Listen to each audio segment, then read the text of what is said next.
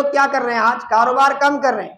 آپ دیکھیں بچے کو پوچھیں آگے بڑھ کے کیا کرے گا، تو پہلے بچے بولتے تھے، ماں باپ بولتے تھے میں اپنے بچے کو ڈاکٹر بناؤں گا، میں اپنے بچے کو کیا ہے انجینئر بناؤں گا، میں اپنے بچے کو فلاں کام سکھاؤں گا. آپ کیا بھی نہیں ہے، میں اپنے بچے کے نام سے کیا ہے اتنے پیسے ڈپازٹ کر کے جاتا ہوں، میرا بچہ کیا کرے گا بعد میں وہی پیسے زیادہ کرتے چلے جائے گا. کیسے زیادہ کرے گا؟ سودی کاروبار کر کے، لوگوں کو قرض دے کے. اسی لیے ایک بڑا طبقہ بیکار ہو گیا ہے، تجارت کرنے کے لیے تیار نہیں. وہ تجارت محنت، جو محنت سے حاصل کی جانے والی روزی ہے، یہ انبیاء کا طریقہ ہے. حدیث پاک میں آتا ہے محنت کی وجہ سے جو پسینے نکلتے ہیں نا، وہ پسینے کے ایک ایک قطرے کے عوض بندے کے گناہ معاف ہوتے ہیں.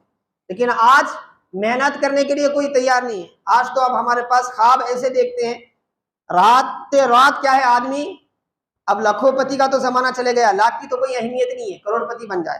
اور اس کا ایک ہی راستہ ہے، کیا ایسا؟ آپ کیا ہے 2 پٹے 3 پٹے 4 پٹے کیا ہے لوگوں کو سود پہ قرض دیتے چلے جاؤ، تاکہ کیا ہے راتوں رات آپ امیر بن جائیں. حاضرین محترم عزیزان گرامی، قرض لینے والے قرض دینے والے دونوں اپنے آخرت کا نقصان کر رہے ہیں. دنیا میں تو یہ جو تباہی ہم دیکھ رہے ہیں ہی، اس سے ہٹ کے آخرت کی بربادی الگ ہے.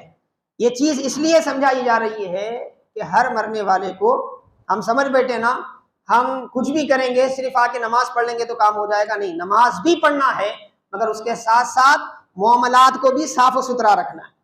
معاملات میں قرض ایک اہم ذمہ داری ہے. اسی لیے شروع میں اللہ کے وسلم صحابہ کو سمجھانے کے لیے ایسی حالت تھی کہ کوئی جنازہ آتا تو لوگ چاہتے، کیونکہ ہم جنازے وغیرہ نیک لوگوں سے پڑھاتے نا بھائی. کیوں پڑھاتے؟ وجہ یہی ہے بھائی نیک آدمی اگر دعا کر دے تو اللہ اس کی دعا کو بہت جلدی قبول کرے گا. تو اب اللہ کے وسلم سے بڑھ کر کون ہو سکتا ہے؟ تو صحابہ اکرام کی خواہش ہوتی کہ بھائی ہمارے مرحوم کی نماز جنازہ اللہ کے وسلم پڑھائے.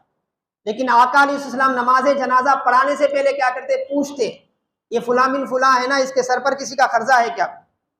قرضہ ہے تو بولتے ادا کرنے کے لیے کچھ چھوڑا کہ نہیں چھوڑا. اگر نہیں ہے تو اللہ کے وسلم فرماتے اپنے صحابہ سے کہ آپ اس کی نماز جنازہ پڑھ لو، میں نہیں پڑھاؤں گا.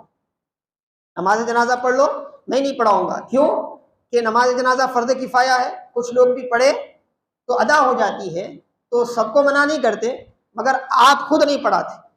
تو ایک مرتبہ ایسا ہوا، حضرت ابو قتادہ محفل میں تھے، آپ نے فرمایا یا رسول اللہ اس بندے کے جو 2 دینار یا درہم جو قرض ہے میں اپنے ذمہ لیتا ہوں. تو اس کے بعد اللہ کے وسلم آگے چل کے نماز پڑھائے. پھر جب اللہ تبارک و تعالیٰ نے فتوحات کا سلسلہ شروع فرمایا اور بیت المال میں مسلمانوں کے بہت زیادہ مال آیا، تو اس کے بعد تھوڑا سا طریقہ اللہ کے وسلم نے بدل دیا. مگر جب بھی یہ تھا کہ جب بھی جنازہ لایا جاتا تو یہ ضرور پوچھا جاتا کہ بھئی یہ مرنے والے کے سر پر کوئی قرضہ ہے کیا؟ اگر ہے تو اس کے وارثوں کو کہا جاتا کہ بھئی ادا کرو.